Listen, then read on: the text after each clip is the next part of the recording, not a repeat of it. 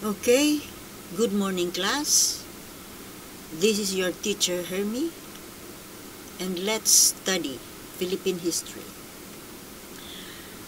Now, today is January 1. On January 1, year 1570, Juan de Salcedo, with a force of 30 Spaniards and 500 soldiers from Aklan, sails for Mamburao and Lubang, Mindoro, from where Filipino Muslims have launched successful raids on the Spanish settlement of Panay.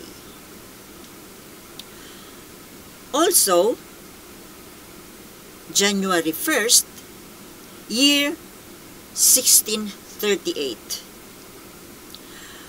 Governor-General Sebastian Hurtado de Corcuera embarks for Sulu with 600 Spanish soldiers, 1,000 Filipino troops, volunteers, and adventurers in 80 vessels. Now, ito po yung mga nangyari sa ating history noong araw na nang dumating po yung mga Kastila para ipalaganap ang Kristyanismo. Yung mga Pilipinong Muslim ay lumalaban po dahil ayaw po nilang tanggapin ang Christianity at ayaw nilang magpasakop sa ibang mga makapangyarihang bansa. Noong mga panahon po kasing yun, 15th century, 14th, 15th, 16th centuries, yun po ang kalakasan ng Spanish Empire. Kumbaga sila yung Spaniards, Spain yung noon, superpower. Spain and Portugal. Sila yung pinakamalalakas na bansa noon. Parang Amerika ngayon. So sila yung nangunguna sa mga expeditions, sa mga colonizations, overseas colonizations. Now, nakarating sila ng Pilipinas.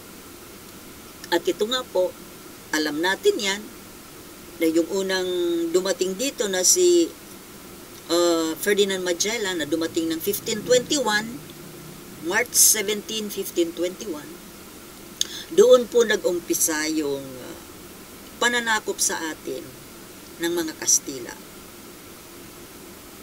At sa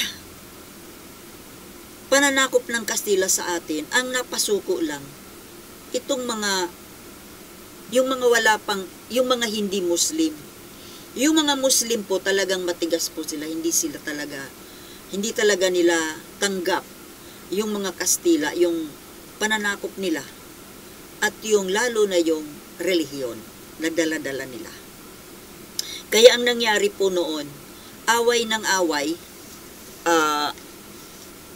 talagang magkalaban yung grupo ng mga Pilipino na tumanggap sa mga Kastila laban dito sa mga Muslim na hindi tumanggap sa Kristyanismo. At ang nangyayari po noon, lulusubin yung mga kampo, mga settlements, yung mga communities ng mga Kastila para palayasin sila, para pagpapatayin sila. Ngayon, ang sa kasamaang palad po, yung mga Pilipino na tumanggap sa Kastila at sa relihiyon ng Kastila, naging kakampi po sila. Magkakampi yung mga Pilipino at Kastila. Ayaw man labanan ng mga Pilipino, yung mga Muslim, kasi kumbaga yung mga Pilipinong hindi Muslim, naging Kristiyano, at yung mga Muslim na Pilipino, kahit pa paano ang damdamin nila magkaparehong Pilipino. Pero yung mga Kristiyanong Pilipino, wala po silang magagawa kung inutusan sila ng mga Kastila na labanan yung mga Muslim. Kaya nga dito po sa mga raid po na nangyayari sa mga labanan, ang kasama po, kakampi ng mga banyagang Kastila ay mga Pilipino na nilalabanan nila yung mga Muslim na Pilipino rin. Kaya kung makikita po natin, kapag lumusob ang pwersa ng Kastila, ang mga kasama nila, mga Pilipino. Mga Pilipinong Filipino warriors, mga volunteers, mga Pilipino, laban sa mga Muslim. So, yun po ang nangyari noong mga unang taon ng pananakop sa atin ng mga Kastila. Magkalaban